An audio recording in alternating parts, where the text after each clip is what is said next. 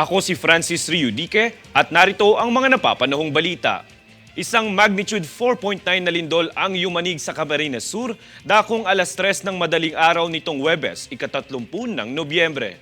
May lalim itong 4 na kilometro at matatagpuan ang epicenter sa 7 kilometro ng tibog silangan ng Calabanga, Camarines Sur.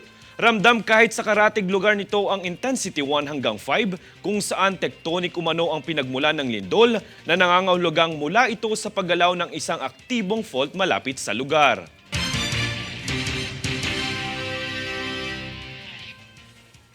Bilang ama ng himagsikan na isa sa mga bayaning nagpaumpisa ng revolusyon sa bansa, isa sa panawagan ng kanyang kaanak na magkaroon ng sariling museo ang magiting at matapang na bayani na si Andres Bonifacio. Alamin ang kabuang ulat mula kay Princess Castro. Sa panguna ni Attorney Gary Bonifacio na mula sa angkan ng kapatid ni God Andres Bonifacio na si Procopio Bonifacio, isinusulong niya at ng kaniyang kaanak ang pagpapatayo ng sariling museo ng ama ng revolusyon sa Kamaynilaan. Hinahamon pa rin po tayo ni Andres Bonifacio na muling pag-aralan, balikan ang kanyang buhay sapagkat marami pa pong dapat tayong matuklasan, malaman kay Andres Bonifacio. Ang pahayag na ito ay sinambit matapos ang paggunita sa ika-160 anibersaryo ng kapanganakan ni God Bonifacio kung saan layo nilang mas mapalawak ang kaalaman ng mga Pilipino tungkol sa buhay ng bayani at maitama ang ilan sa mga tala ng kasaysayan. Ayon sa salaysay ni Attorney Bonifacio, makaraang mamatay ni Andres noong taong 1897, nagkaroon ng matinding takot sa kanilang pamilya, kung saan ilan sa kanila ay napilitang magpalit ng apelyido at ang iba naman ay nagtago sa iba't ibang probinsya.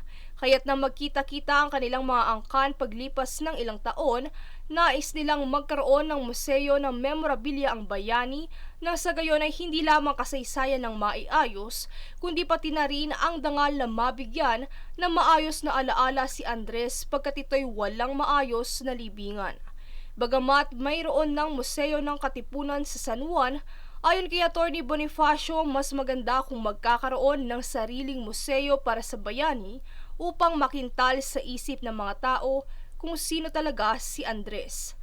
Isa sa mga lugar na target pagtayuan nito ay ang tapat na Hidden Garden ng Liwasang Bonifacio sa Maynila kung saan may espasyo na maaaring mapaglagakan ng museo. Hindi lingid sa kalaman ng lahat na minsang naging sa mga Bonifacio ang lupa ng isang sikat na commercial site ngayon sa Tutuban na ngayon ay parte na labang ng kasaysayan at hindi na maaaring bawiin pa upang paglagakan ng museo dahil ibinenta na nila ito noon sa pamahalaang Kastila na nangangahulugang pagsuko ng karapatan. Samantala bilang si Bonifacio ay biktima rin ng injustice sa bansa, nagbigay ng komento ang dating spokesperson ni si Attorney Harry Roque hinggil sa kasaysayan sa buhay ni Bonifacio. Pahayag niya, bagamat daang taon na ang nakalipas, maaari pa rin magkaroon ng symbolic trial kung saan lilitisin ang mga nasasakdal na pumatay sa bayani, kabilang na ang debate sa kasaysayan ng titulong unang presidente ng bansa. Ayon kay Roque na ang kasaysayan ang magdedesisyon sa paksang ito at hindi ang batas. Kailangan manaliksik muna at patunayan natin itong Tagalog Republic. Kung saan ipinaliwanag nito na ang magiging batayan ay kung mayroong partisipasyon ng 4 na estado sa Tagalog Republic, ito ay ang mamamayan, teritoryo, soberanya at pamahalaan. Sa pagtatapos, sinabi ni Attorney Bonifacio na tanging kasaysayan lamang ang magsasabi sa totoong nangyari sa buhay ni Bonifacio. Mula rito sa Pasig City, Princess Castro, nag-uulat para sa One Media Network.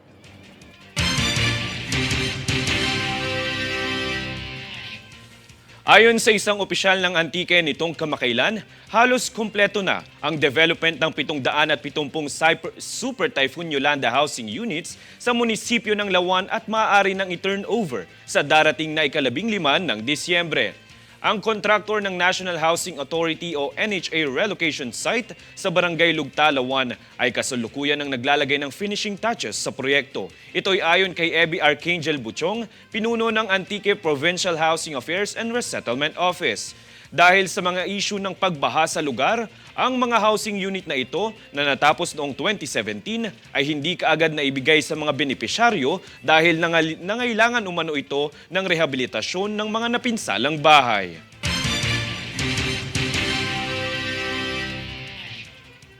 Kami ang boses ng pagbabago. Ako si Francis Riudique at ito ang News Force. Sa ulo ng mga balita. Tagtuyot sa ilang probinsya, mararanasan ngayong Desyembre. Nagpapanggap na pulis sa insidente ng road rage sa Taguig, ipinatawag ng LTO. Pagpapatayo ng weaponry at equipment shop sa bansa, idinulog sa Senado. Dating spokesperson Harry Roque sinagot ang ICC issue ni dating Pangulong Duterte. PCG kinumpiska ang mahigit 1 milyong pisong halaga ng iligal na sigarilyo. Pagpapatayo ng museo ni Andres Bonifacio sa Kamaynilaan, isinusulong sa pamahalaan. Patas at pantay na balita. Komprehensibong ulat para sa pulso ng masa. Ito ang News Force.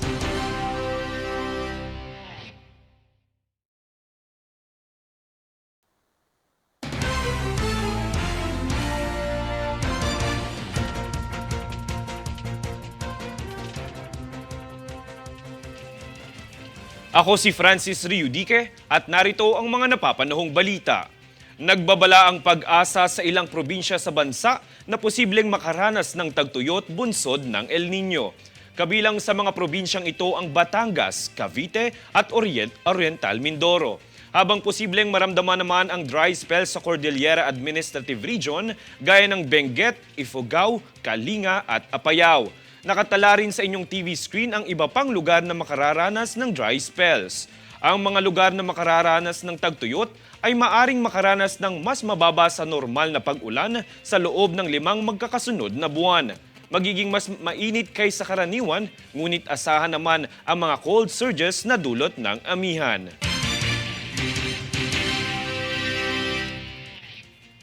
Sa sunod-sunod na pagpasok ng mga sex offenders sa bansa, labis na ikinabahala ni BI Commissioner Norman Tansinco ang insidenteng ito.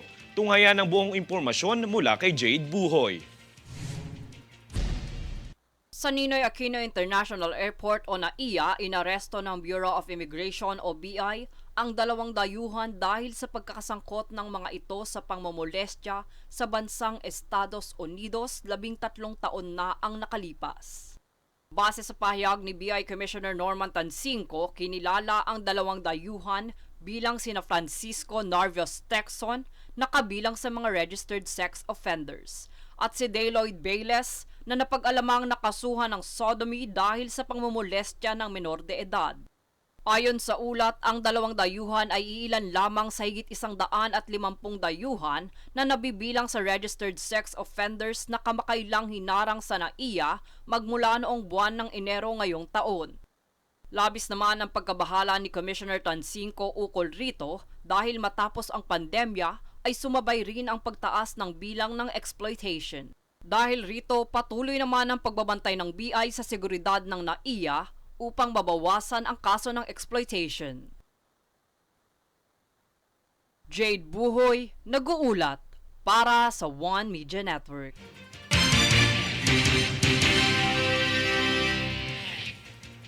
Mahigit na kalahating milyong halaga ng medical equipment ang pinagkaloob ng Department of Health o DOH sa lokal na pamahalaan ng Basista, Pangasinan.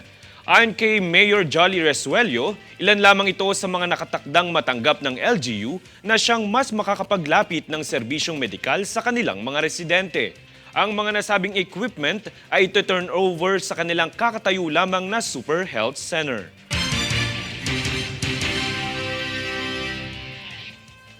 Kami ang boses ng pagbabago. Ako si Francis Riudique at ito ang News Force. Sa ulo ng mga balita. Tagtuyot sa ilang probinsya, mararanasan ngayong Desyembre. Nagpapanggap na pulis sa insidente ng road rage sa Taguig, ipinatawag ng LTO. Pagpapatayo ng weaponry at equipment shop sa bansa, idinulog sa Senado. Dating spokesperson Harry Roque sinagot ang ICC issue ni dating Pangulong Duterte. PCG kinumpiska ang mahigit 1 milyong pisong halaga ng iligal na sigarilyo. Pagpapatayo ng museo ni Andres Bonifacio sa Kamaynilaan, isinusulong sa pamahalaan. Patas at pantay na balita. Komprehensibong ulat para sa pulso ng masa. Ito ang News Force.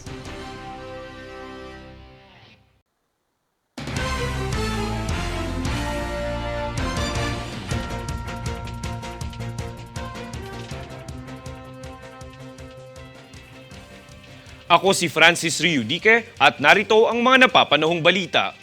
Kamakailan ay nakibahagi ang mga miyembro ng Coast Guard Fleet sa arresting technique training na isinagawa ng Japan Coast Guard o JCG sa port area sa Manila. Pinahusay ng mga miyembro ng Coast Guard Fleet at ng mga tripulante ng BRP Teresa Magbanwa ang kanilang kakayahan na hulihin ang mga lumalabag sa mga barko sa pamamagitan ng pagsasanay.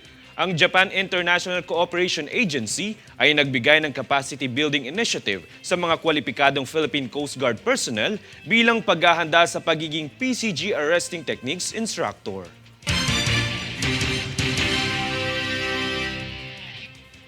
Hangarin ng National Anti-Poverty Commission ang pagpapababa ng poverty incidence sa bansa. Para sa detalye, narito ang ulat. Single-digit na poverty incidence. Ito ang layong makamtan ng National Anti-Poverty Commission o NAPC sa 2028 o bago matapos ang termino ng Administrasyong Marcos. Ito ang pahayag ni NAPC Secretary Lopez Santos III sa isang forum ng DSWD. Aniya mapagtatagumpayan ito kung bibigyang pansin ang 5 pangunahing karapatan ng mga mahihirap kabilang ang kalidad na edukasyon, maayos na tirahan, trabaho, serbisyo sa kalusugan at sapat na pagkain. Matatandaang noong 2018 ay 18.1% ang poverty incidence sa bansa na mas mababa ng 3.1% kung ikukumpara noong 2015. Ang NAPC ay nilikang ahensya sa ilalim ng DSWD sa bisa ng Republic Act No. 8425 o ang Social Reform and Poverty Alleviation Act. Isa ang NAPC sa nakikipagtulungan sa mga ahensya ng gobyerno at pribadong sektor upang masugpo ang kahirapan sa bansa at matiyak na makamit ng mga mahihirap ang kanilang mga karapatan. Francis Riudique, nag-uulat para sa One Media Network.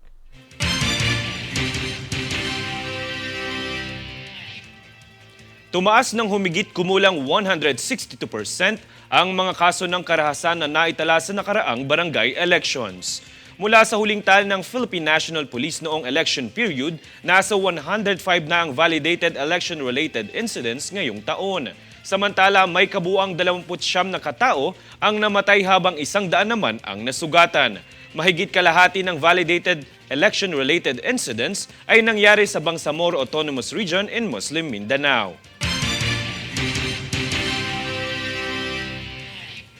Kami ang boses ng pagbabago. Ako si Francis Riudique at ito ang News Force. Sa ulo ng mga balita. Tagtuyot sa ilang probinsya, mararanasan ngayong Desyembre. Nagpapanggap na pulis sa insidente ng road rage sa Taguig, ipinatawag ng LTO. Pagpapatayo ng weaponry at equipment shop sa bansa, idinulog sa Senado. Dating spokesperson Harry Roque sinagot ang ICC issue ni dating Pangulong Duterte. PCG kinumpiska ang mahigit 1 milyong pisong halaga ng iligal na sigarilyo. Pagpapatayo ng museo ni Andres Bonifacio sa Kamaynilaan, isinusulong sa pamahalaan. Patas at pantay na balita. Komprehensibong ulat para sa pulso ng masa. Ito ang News Force.